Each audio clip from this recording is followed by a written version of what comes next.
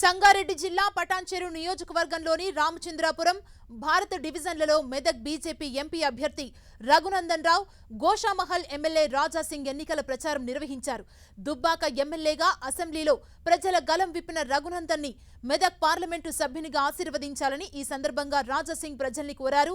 కేసీఆర్ ఓ పెద్ద అబద్ధాల కోరు అని, ధనిక రాష్ట్రమైన తెలంగాణ కేసీఆర్ వల్లనే అప్పుల రాష్ట్రంగా మారిందని ఆరోపించారు. ఈ ఎన్నికల్లో దేశంలో కాంగ్రెస్ కు 40 సీట్లు కూడా రావని విమర్శలు చేశారు. మెదక్ బీజేపీ ఎంపీ అభ్యర్థి రఘునందన్ రావు. 6 నెలల కింద ఈ రాష్ట్రంలో ఎలక్షన్లు వచ్చినాయి. ఎవరు ముఖ్యమంత్రి ఉండాలంటే పోయిన ఆయన సరిగా చేస్తలేడు, మనల్ని పట్టించుకుంటలేడు, అందరినీ గోస పెడుతుండు, అందరినీ బంగారు తుక్కుడ చేస్తా అని చెప్పి ఆయన కుటుంబమే బంగారు తుక్కుడ అయింది. మా అవ్వ ఎల్లెళ్ళ మెడల మాసం బంగారం లేదు, కానీ కేసీఆర్ కుటుంబం 100 కోట్లు దోచుకుంటుందని నమ్మి చంద్రశేఖరరావుని ఇంటికి పంపించాలని ప్రజలందరూ అనుకున్నారు. అటు ఇటు చూస్తే ఎర్రగా బుర్రగా ఓ పోరాడు రేవంత్ రెడ్డి కనబడుతున్నాడు, ఆయన కోట్లేద్దామని నమ్మిండ్రు. మంచి మంచి మాటలు చెప్పిండు, నన్ను చూడుండ్రి, నన్ను గెలిపిస్తే మొత్తం మంచిగా చేస్తా అన్నాడు. ఏం చేస్తా వినడానికి ఇసండి అవ్వ అడిగింది. ఏమన్నాడు? వాడు కేసీఆర్ 2000 ఇస్తున్నాడవా, నాకు వెయ్యి, నేను 4000 ఇస్తా అన్నాడు. ఎన్ని ఇస్తా అన్నాడు? సప్రియర్ ఎన్ని ఇస్తా అన్నాడు? ఇంట్లో ఒక్కరా కాదు, ముసలాళ్ళకి ఇద్దరికి మనిషికి 4000 ఇస్తా అన్నాడు. ఇప్పుడు సోనకపల్లిలో చెప్పు 6 నెలల కాంగ్రెస్ వాళ్ళు వచ్చి ఒక్కరికన్నా 4000 వచ్చినాయా అక్క? ఒక్కరికన్నా వచ్చినాయా? 4000 పింఛన్ వస్తుందా? చెల్లె వస్తుందా? సప్పుడు అత్తలేదా? ఇగో ఇది రేవంత్ రెడ్డి కాంగ్రెస్ పార్టీ చేసిన మొట్టమొదటి మోసం ఇది. ఆ 2000 కూడా సరిగ్గా ఇత్తలేడు పింఛనని చాలా మంది ఊర్లలో పోతే చెప్తా ఉన్నారు. ఇక రెండో మాట చెప్పిండు. ఏమన్నాడు? మా చెల్లెళ్ళని చూస్తేనే కడుపు నిండుతుంది, వీళ్ళందరికీ మహాలక్ష్మి అనే పథకం పెడతా, ఈ పథకం కింద ఒక్కొక్కరికి 2,500 ఇస్తా మా చెల్లెళ్ళకు అన్నాడు. చెల్లె వచ్చిందా అక్క? వచ్చిందా? 2,500 వచ్చినాయి ఎవరికన్నా? చెల్లె వచ్చిందా నీకు?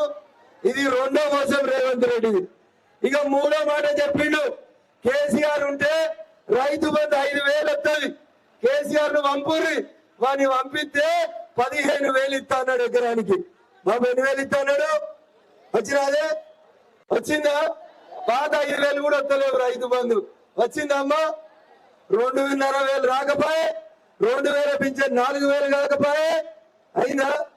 5,000 15,000 కాకపోయే. ఇంకో మాట చెప్పిండు నవంబర్లో వచ్చి. ఏమన్నాడు? రైతులందరూ కూడా 1 లక్ష లోను మాఫీ చేస్తా అని కేసీఆర్ చెప్తున్నారు. ఇక నేను రేవంత్ రెడ్డిని చెప్తున్నా, నేను డిసెంబర్ 9 ముఖ్యమంత్రి కాగానే మీకు ఒక్కొక్కరికి 2 లక్షలు లోను మాఫీ చేస్తా అన్నాడు. డిసెంబర్ 9 పోయిందా? జనవరి 9 పోయిందా? ఫిబ్రవరి 9 పోయిందా? మార్చి 9 పోయిందా? ఏప్రిల్ 9 కూడా పోయింది. రేపు మాపం మే 9 కూడా పోతుంది. మాఫీ అయిందా? 2 లక్షలు అయిందా? ఏమైంది రేవంత్ రెడ్డి? ముచ్చట్లు బాగా చెప్తుంది, పైసలు ఎందుకు ఎత్తలేవంటే ఏమన్నాడు? వెనుక అన్ని లంకె బిందెలు ఉన్నాయని వచ్చినా ఖాళీ కుమ్మరోళ్ళ కుండలు మిగిలినాయి, లంకె బిందెలని కేసీఆర్ ఎత్తుకపోయిందని చెప్పిండు. అవునా కాదా?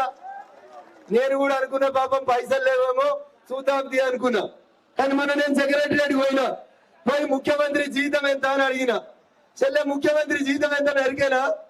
4,500 లక్షలు ముఖ్యమంత్రి జీతం. ఎప్పుడు అవకాశం అసెంబ్లీలో వస్తే దుబ్బాక ప్రజల గురించి మాట్లాడిండు మన అన్న. ఎప్పుడంటే ఎప్పుడు కేసీఆర్ కి ఆయన చేసిన తప్పుల గురించి ఆయన ప్రజలు ముందు పెట్టిండు. ఇవాళ భారతీయ జనతా పార్టీ ఇంకొకసారి అన్నగారికి అవకాశం ఇచ్చింది. రఘుబాయి, నువ్వు ఎమ్మెల్యే కొట్లాడినావు, నువ్వు పార్లమెంట్ కూడా కొట్లాడాలి, ఇగో తీసుకో టికెట్ అని మీ మధ్యలో పంపించిండు. మీ పైన ఉన్న విశ్వాసంతో నేను ఇవాళ మెదక్ పార్లమెంట్ ప్రజలకి ఒక రిక్వెస్ట్ చేయడానికి వచ్చినాను. మా అన్న గారికి ఏ విధంగా దుబ్బాక ప్రజలు అసెంబ్లీకి పంపిస్తున్నారు, అదే విధంగా మీరు కూడా అన్నగారికి పార్లమెంట్ కి పంపిస్తారని ఒక నమ్మకం ఉంది, ఒక విశ్వాసం ఉంది. మీరు పంపిస్తారని కూడా నేను అనుకుంటున్నాను. చాలా పార్టీలు మీ మధ్యలో వస్తారు, మీ మధ్యలో వచ్చి చాలా వరకు వారు మాట్లాడతారు, మేము మీకు ఇది చేస్తాం అది చేస్తామని, కానీ చేసేది ఏమి లేదు ఇప్పటి వరకు. ఇవాళ మన తెలంగాణ డెవలప్మెంట్ అయిందంటే అది కేంద్రం ఫండ్ నుంచే, అది మోదీ గారి వల్లనే. అది మీరు యాద పెట్టుకోండి. ఎప్పుడు కూడా చాలాసారి మన రఘునందన్ అన్న మీడియాలో కానీ పబ్లిక్ లో కానీ అసెంబ్లీలో కానీ ఒక్క మాట కేసీఆర్ కి అడగడిది, యో అయ్యా కేసీఆర్, కేంద్రం నుంచి నిధులు వస్తేనే మన తెలంగాణ ఇవాళ డెవలప్మెంట్ అయింది, నీకు దమ్ముంటే ఒక్కసారి అసెంబ్లీలో చెప్పు, అసెంబ్లీ సాక్షిగా చెప్పంటే కూడా ఆ కేసీఆర్ కి దమ్ము లేదు. కేసీఆర్ ఏనాడు కూడా ఎప్పుడు కూడా రఘునందన్ అన్న మాట్లాడిన దానికి కౌంటర్ చేయడానికి ఆయనకి దమ్ము లేదు. అట్లాంటి అన్న మనకు అసెంబ్లీలో కొట్లాడాడు. అందుకోసం ఇవాళ 400 పార్ అని ఒక స్లోగన్ పెట్టుకొని ప్రధానమంత్రి మోదీ గారు ముందుకెళ్తున్నారు. ఇవాళ మన భారతదేశం ఎక్కడుంది ఇవాళ మీరు ఆలోచన చేయండి. ఒకప్పుడు రిమోట్ కంట్రోల్ తోని నడిచే ప్రధానమంత్రి ఉండే మన్మోహన్ సింగ్, కానీ ఇవాళ మనకు ఒక మంచి ప్రధానమంత్రి దొరికిన దాదాపు ఈ 10 సంవత్సరాల్లో